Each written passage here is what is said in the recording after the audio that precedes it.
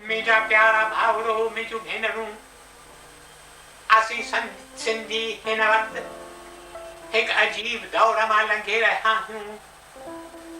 We are passing through a peculiar phase of our existence. We are a scattered community. असीं के किथे भारत जे जुदा जुदा हंधनि ते के किथे भारत खां ॿाहिरि विलायत जे मुल्कनि में के किथे.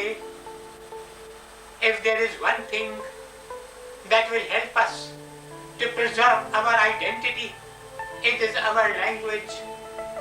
जेकॾहिं मुंहिंजा प्यारा भाउरो मुंहिंजूं भेनरूं असीं था त असांजी पंगत असांजी क़ौम चट न थी वञे त असां लाइ ज़रूरी आहे असीं पंहिंजी ॿोली मादरी ॿोली मिठी ॿोली ज़िंदह रखूं. मुंहिंजा प्यारा भाउरो मुंहिंजूं भेनरूं, मां सम्झां थो सॼी दुनिया में सिंधी क़ौम ई हिकु क़ौम आहे जा फ़ख़्रु वठे थी ॿियूं ॿोलियूं ॻाल्हाइण में पंहिंजी ॿोली विसारे छॾी अथनि.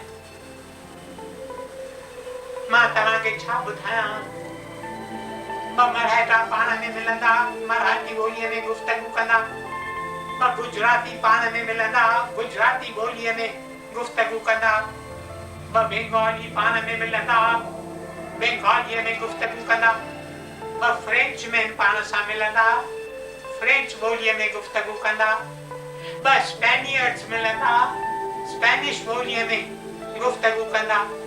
फ़क़ति सिंधी असीं आहियूं, असीं पंहिंजे ॿोलीअ में ॻाल्हाइण घटिताई करे था सम्झूं. मुंहिंजा प्यारा भाउरो मुंहिंजूं भेनरूं, हिकु ॻाल्हि बाबति ॿुधुमि. ॿ ॼणा हवाई जहाज़ में ते विया, उन्हनि जे पुठियां ॿ ॿिया वेठा हुआ, हिकु माता ऐं संदसि बालक. जे ॿ माण्हू अॻियां वेठा हुआ तिन सॼो वक़्तु अंग्रेज़ीअ में हिक ॿिए सां पिया ॻाल्हायो. तॾहिं हिन नंढड़े बालक पंहिंजे माता खां पुछियो, मामा, who are these two people who are sitting in front of us? And the mother answered, my child, they must either be Englishmen or they must be Sindhis. मुंहिंजा प्यारा भाउरो मुंहिंजूं भेनरूं, सिंधी ॿोली असांजे क़ौम जो प्राण आहे. It is the life breath of our community. If the breath departs, how long can a community last? जेकॾहिं प्राण निकिरी वियो त पंगत घणो वक़्तु जताव करे सघंदी. मुंहिंजा प्यारा भाउरो मुंहिंजूं भेनरूं, ऐं वधीक तव्हांखे छा चवां, हिकु प्रॉवर्ब आहे जंहिं मूजिबि woe unto the man who does not know his mother tongue. उन माण्हूअ जी कहिड़ी हालत जंहिंखे पंहिंजी मादरी ॿोली नथी अचे. असां मां केतिरा सिंधी हज़ारनि जे तइदाद में लखनि जे तइदाद में असांखे पंहिंजी मादरी ॿोली अचे की न.